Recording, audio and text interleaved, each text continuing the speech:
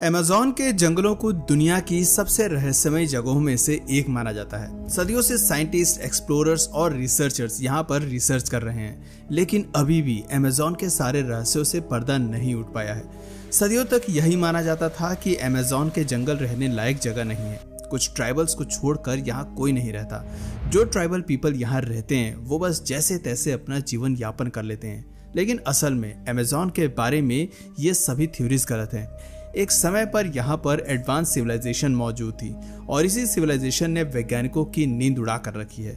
इस सिविलाइजेशन में लाखों लोग रहा करते थे। हजारों स्क्वायर किलोमीटर एरिया में ये सभ्यता फैली हुई थी और इस सभ्यता के लोगों को एडवांस टेक्नोलॉजी की जानकारी भी थी। और ये सभी बातें काल्पनिक नहीं है, बल्कि मॉडर्न टाइम में साइंटिस्ट ने लाइडर स्कैन टेक्नोलॉजी के आधार पर इन दावों की पुष्टि भी की है। अमेज़न के इस मिस्टीरियस और अननोन सिविलाइजेशन ने मानव इतिहास में एक रोमांचक मोड़ ला दिया है। अमेज़न के जंगल करोड़ों साल पुराने हैं। ये जंगल कुल 55 लाख स्क्वायर किलोमीटर एरिया में फैले हुए हैं। यानी अगर ये देश होता तो भारत से भी विशाल होता। 400 अरब से भी ज्यादा पेड़ यहाँ पर लगे हुए हैं। अब तक हजारों लोग अमेज़न के जंगलों में जाकर शोध कर चुके हैं। साल 1511 में एक स्पेनिश फैमिली में फ्रांसिस्को डी ओरिलाना का जन्म हुआ था। उसके अंदर बचपन से ही कुछ अलग कर दिखाने का जज्बा था। साल 1527 तक उसने सेंट्रल और साउथ अमेरिका के हिस्से में अपनी पकड़ मजबूत कर ली थी। कुछ ही समय में चारों ओर उसकी प्रसिद्धि होने लगी थी। ओरिलाना ने सुन रखा था कि साउथ अमेरिका के बीच में कोई एडवांस सिविलाइजेशन मौजूद है। शायद उसने एल डोराडो की लॉस्ट सिटी के बारे में सुन रखा था। कुछ लोक कथाओं के अनुसार अमेज़न के जंगलों में एक सोने का शहर हुआ करता था। खैर, ये हमारी आज की वीडियो का विषय नहीं है। ओरिलाना ने तय किया कि वो एक नई खोज के सफर पर निकलेंगे। फरवरी 1541 में ओरिलाना ने अपने कुछ साथियों के साथ मिलकर पेरू के पास अपने सफर की शुरुआत की। कई महीने बीत गए और दिसंबर आ गया, लेकिन ओरिलाना के हाथ कुछ नहीं लगा। उसकी टीम के लोग बीमार पड़ने लगे थे। उसके पास खाना भी खत्म होने की कगार पर था। तभी उसने कोका रिवर के पास खाने की तलाश शुरू की और वहां पर उसे एक ट्राइबल कम्युनिटी मिली। ओरिलाना ने अपना सफर जारी रखा और कोका नदी के सहारे आगे बढ़ते हुए वो एक विशाल नदी तक पहुंच गया। ये नदी कोई और नहीं बल्कि अमेज़न रिवर ही थी। इसी बीच उसे एक प्राचीन शहर भी मिला। जंगल के बीच अत्याधुनिक शहर देखकर ओरिलाना और उसके सभी साथी चौंक गए। यह शहर करीब 20 मील एरिया में फैला हुआ था। सभी घर एक दूसरे से सट कर बने हुए थे। बीच बीच में हाईवे जैसी चौड़ी सड़कें थी और इस शहर के लोग मीट, फिश जैसी चीजों के अलावा पाइनएप्पल, एवोकाडो, प्लम और एप्पल जैसे फल खाते थे। साथ ही एक अच्छी वाइन भी वो लोग डेली एंजॉय करते थे।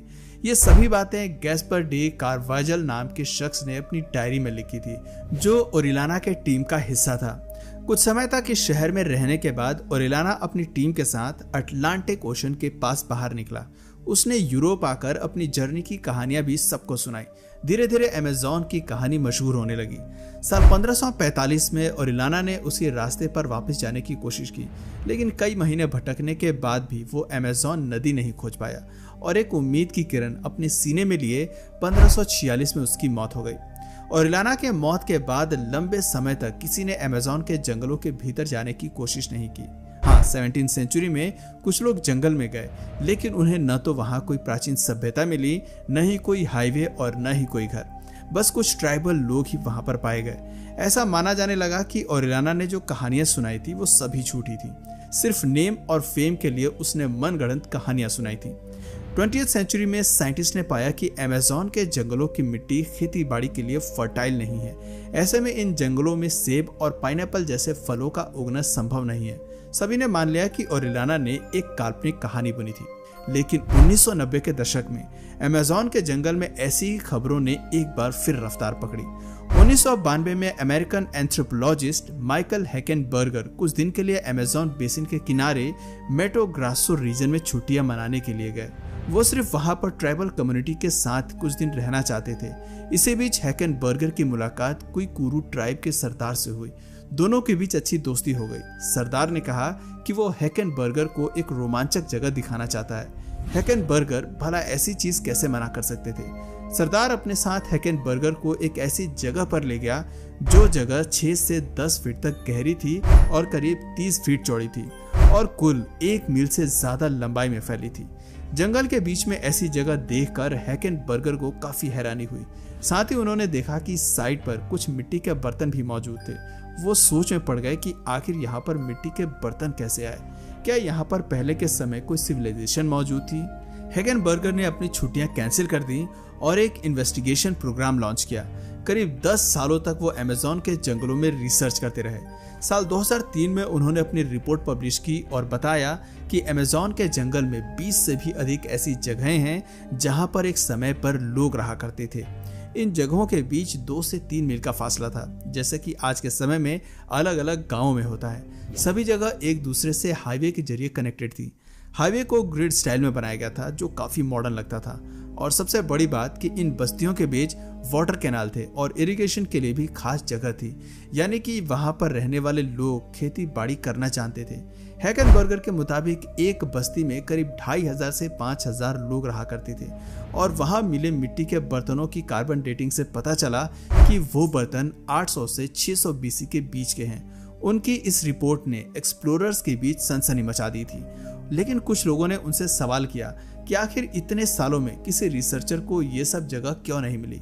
हैकेनबर्गर ने कहा कि यहाँ रहने वाले लोग स्टोन की बजाय मिट्टी और लकड़ी के हथियार और बर्तन बनाया करते थे। ये चीजें आसानी से मिट्टी में गल जाती हैं, इसीलिए आज तक किसी को ये जगह नहीं मिली। हालांकि हैकेनबर्गर की खोज तो सिर्फ एक शुरुआत थी। साल 1999 में एल्सियो रांजी नाम के पैलेंटोलॉजिस्ट ब्राजील के एक्री रीजन के ऊपर से उड़ान भर रहे थे कि तभी उन्होंने एक अजीब सी चीज नोटिस की। उन्होंने देखा कि धरती पर कुछ कार्विंग्स नजर आ रही हैं। ये कार्विंग्स कुछ पेरू की नास्का लाइंस जैसी थी। रांजी ने देखा कि अमेज़न के जंगल में जो कार्विंग्स हैं वो सभी जियोमेट्रिकल फिगर्स में हैं। सर्कल्स, रेक्टेंगल, स्क्वायर और ट्रायंगल शेप्स नेचुरल नहीं थी, बल्कि उन्हें इंसानों द्वारा बनाया गया था। रांजी ने बड़े स्केल पर एक इन्वेस्टिगेशन प्रोजेक्ट लॉन्च किया और इसे पूरी तरह सीक्रेट रखा गया।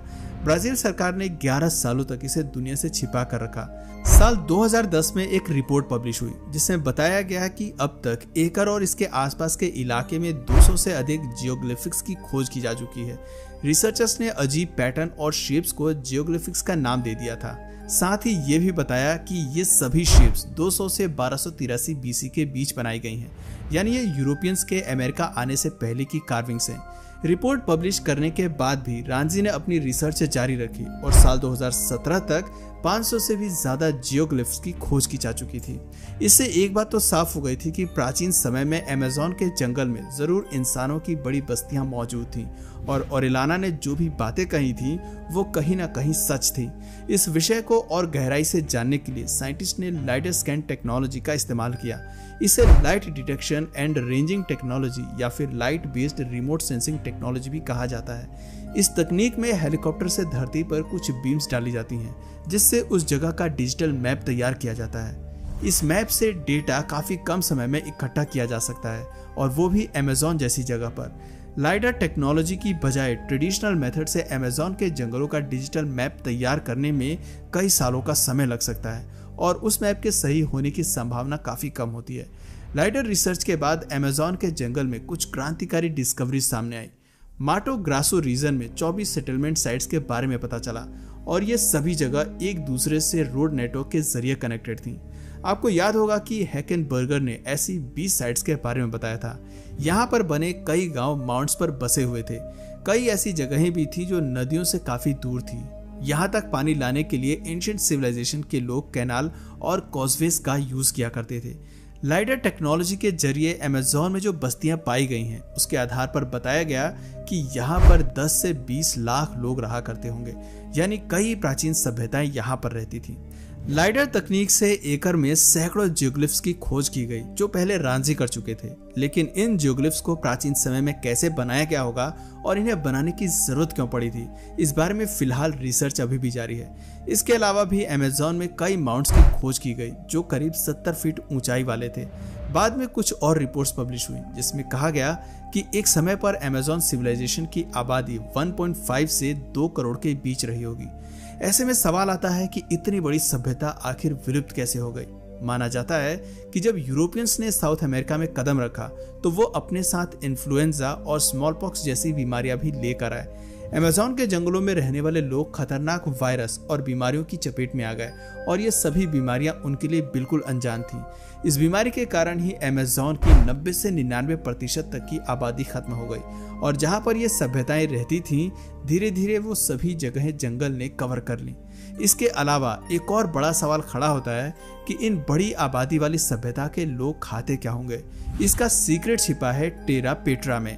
असल में ये एक प्रकार की मिट्टी होती है। अमेज़न की मिट्टी को खेती लायक उपजाऊ बनाया जाता था और इस उपजाऊ मिट्टी को टेरा पेट्रा का नाम दिया गया है। कुछ साइंटिस्ट ने इसे मैजिक सॉइल भी कहा है। असल में एनिमल वेस्ट, मछलियों और जानवरों की हड्डियां और चारकोल जैसी ऑर्गेनिक मैटर से मिट्टी को उपजाऊ बनाया जाता था। चारकोल से मिट्टी में नाइट्रोजन, फास्फोरस, कैल्शियम और जिंक जैसे न्यूट्रिशंस बढ़ जाते थे और अमेज़न के जंगलों में बारिश की कभी कोई समस्या नहीं रही। इससे पता चलता है कि अमेज़न में सिर्फ जनजातियां ही नहीं रहती थीं, बल्कि ये जगह एडवांस सिविलाइजेशन का गढ़ भी हुआ करती थी। इस बारे में अभी और भी डिस्कवरीज जारी रहेगी। मानव सभ्यता के अंत तक भी अमेज़न के सभी रहस्यों की गुत्थी को सुलझाना मुश्किल है। तो दोस्तों, उम्मीद करते हैं आपको हमारी आज की ये वीडियो पसंद आई होगी। अगर हाँ, तो इसे अधिक से अधिक लाइक और शेयर जरूर करें। आज के लिए बस इतना ही। आपसे फिर मिलेंगे एक नई वीडियो और ऐसी ही रोमांचक जानकारी के साथ। तब तक के लिए नमस्कार।